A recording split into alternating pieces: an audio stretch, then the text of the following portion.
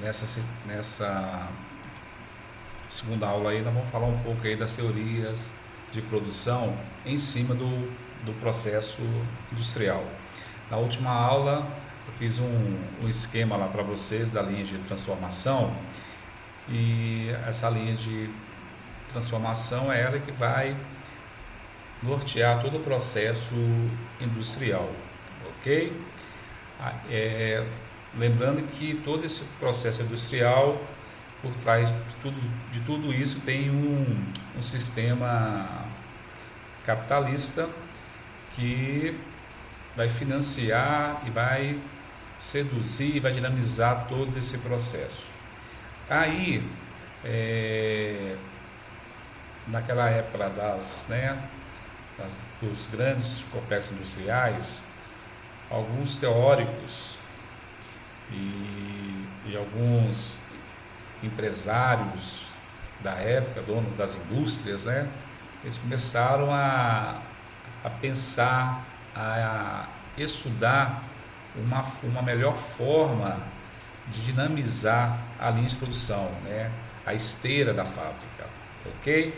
Então, nós temos aí 4 teorias, e todas as 4, né, apesar que elas nasceram lá no século passado, elas ainda são utilizadas hoje, hoje no século XXI, em várias fábricas, em várias indústrias, em outros setores, né? Foram teorias que dinamizou o processo de transformação, ok? Então vamos lá. Aqui eu fiz uma linha do tempo. Essa linha do tempo aí, nós temos aí 4 teorias em períodos diferentes, né? Início do século XX aí, nós temos o Taylorismo, depois o Fordismo, que vai de 1913 a 1930, depois o Toyotismo, que começa aí em 1950, e no auge do Toyotismo, na década de 70 também, ele é fundamental. E por último aí, o Volvismo, né? Todas essas teorias, elas nortearam, dinamizaram todo o processo de produção para suas fábricas. Okay? Tem vantagens e desvantagens dessas teorias. Então nós vamos começar a falar primeiro da teoria de Taylor, né?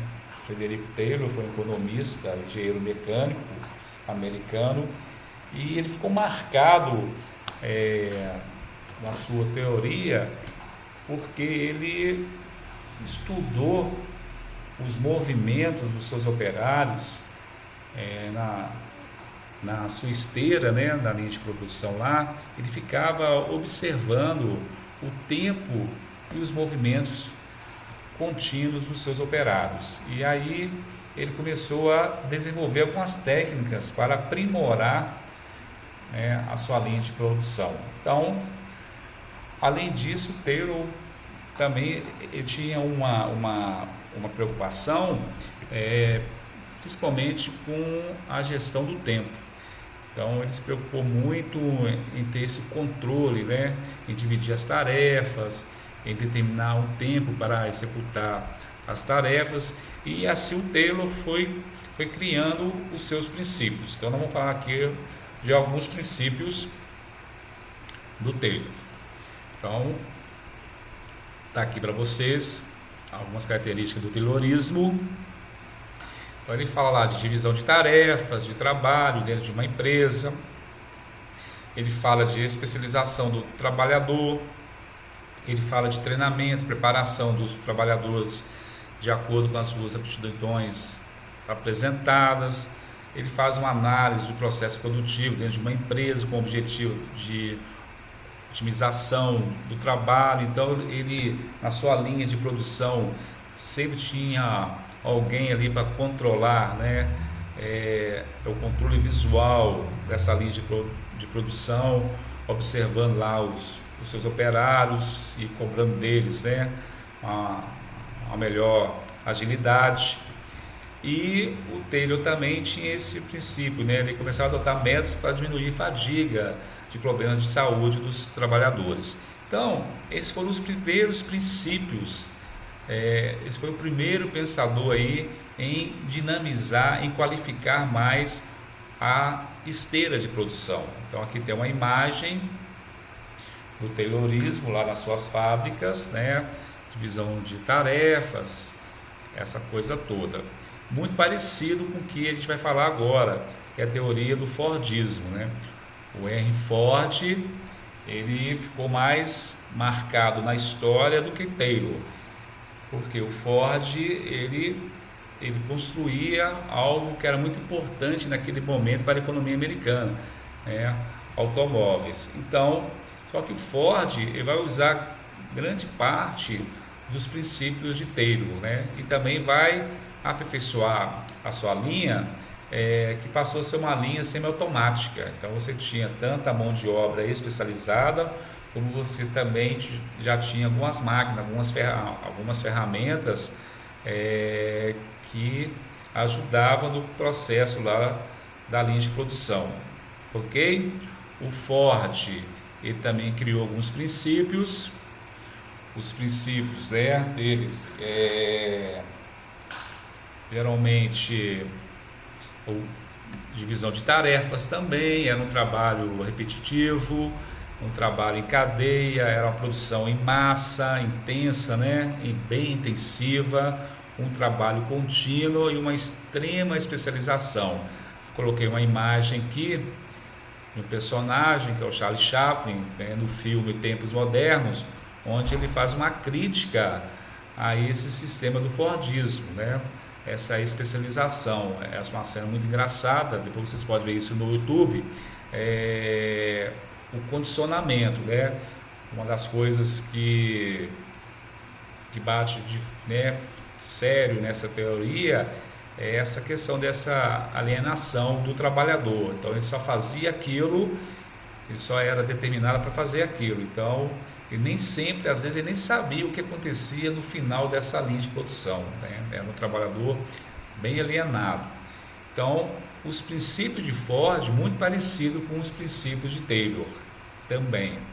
Depois a terceira teoria nós vamos ver aí que é o toyotismo, né?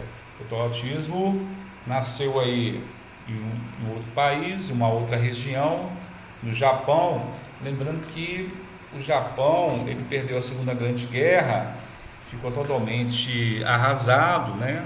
Os Estados Unidos, que é um país altamente solidário, preocupado com o processo econômico do mundo e do Japão, através de um plano Marshall, vai financiar também essa reconstrução lá do Japão. Só que o modelo de reconstrução, principalmente no complexo industrial, não poderia ser no mesmo estilo do Fordismo americano, né? O Japão, todo mundo sabe, são ilhas, né? É uma área insular, né? É formada aí por 4 ilhas, né? E o Japão tem uma falta de espaço físico para construir aí seus complexos industriais. Então, o japonês ele desenvolveu uma teoria que o foco não era ter estoque, o foco era produzir de acordo com o que o mercado pedia. Então, pela falta de espaço físico, né, pela questão que era um dos fatores que derrompia o modelo do Fordismo no Japão, o japonês, então, com um funcionário da Toyota, desenvolveu então o toyotismo, tá certo? Esse toyotismo, ele introduziu aí o sistema de produção do Toyota e alguns princípios, né? São vários, eu coloquei aqui alguns.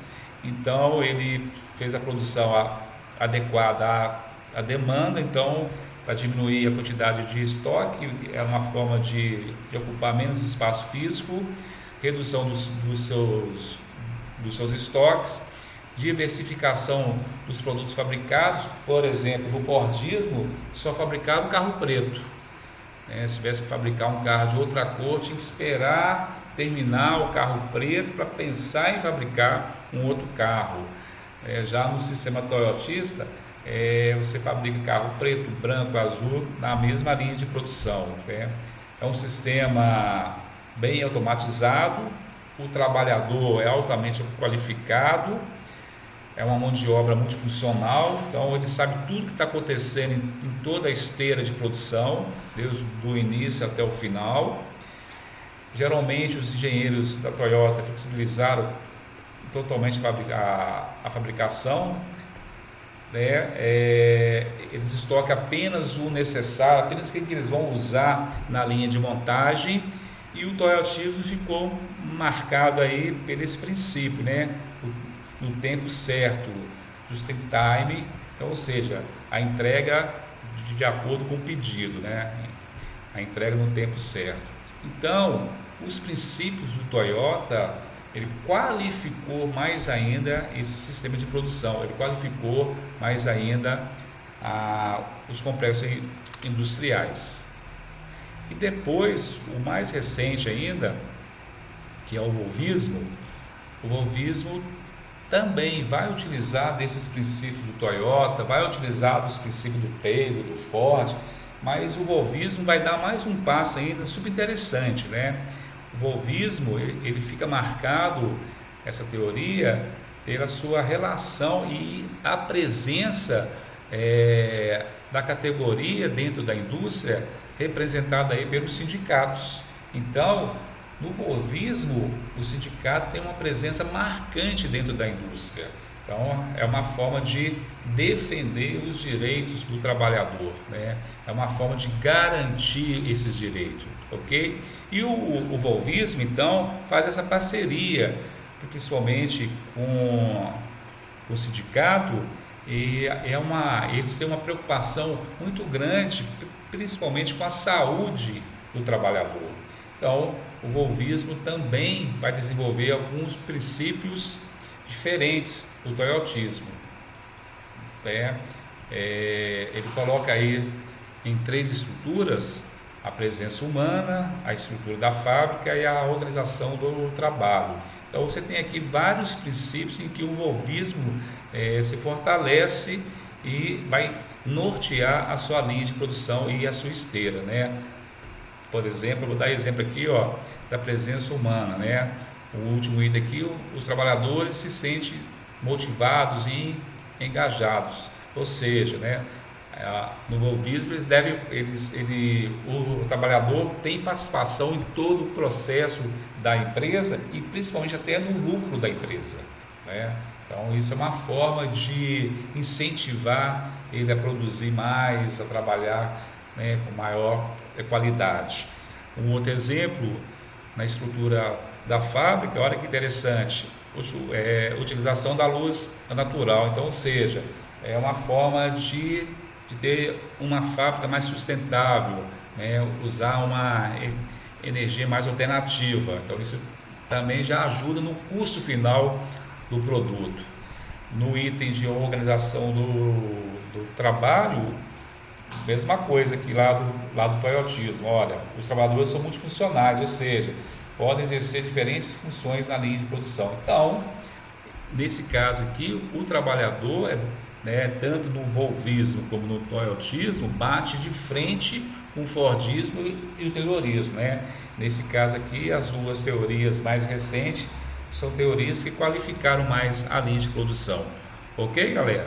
E para fechar, eu coloquei esse símbolo aqui, o mundo, né? Através de uma engrenagem, ou seja, a indústria hoje tem um papel fundamental na nossa vida.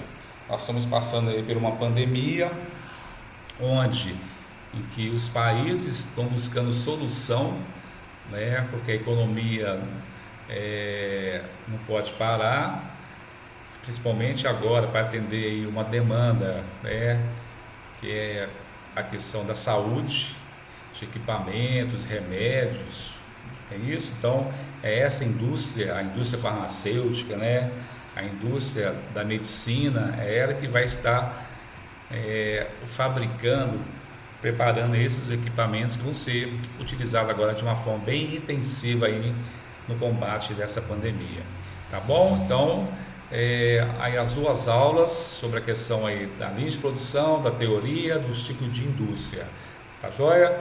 Então, até a próxima. Grande abraço aí.